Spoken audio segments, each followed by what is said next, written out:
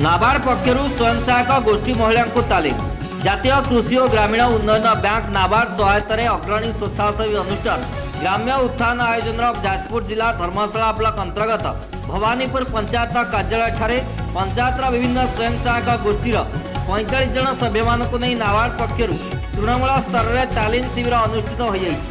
उक्त शिविर में नाबार्ड डीडीएम श्रीयुक्त सुब्रत कुमार साहू, यूको बैंक शाखा परिचालक श्रीयुक्त किशोर महारणा, स्थानीय सरपंच श्रीयुक्त दामोदर नायक तथा एमबीके श्रीमती मोनालिसा धल, श्रीमती जयंती ओझा तथा सीआरपीएफ कृषि मित्र प्रमुख उपस्थित रही शिविर परिचालना करते।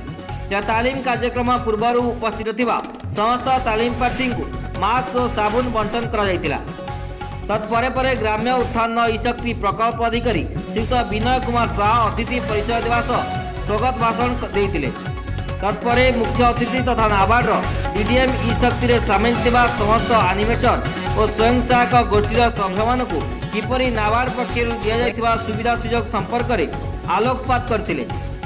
महिला मानक आर्थिक क्षेत्र में स्वावलंबी करने सह अनुष्ठान पक्षर विभिन्न प्रकार तालीम प्रदान कर तेज यहाँ विनियोग कर किपरि महिला माने आत्मनिर्भरशील हो पारे से दिगरे गुरुत्व देते। शेष में एलडीपी प्रकल्प अधिकारी श्रीयुक्त अनिरुद्ध राउत धन्यवाद अर्पण सह तालीम कार्यक्रम शेष करते। Bureau report IBN Odisha.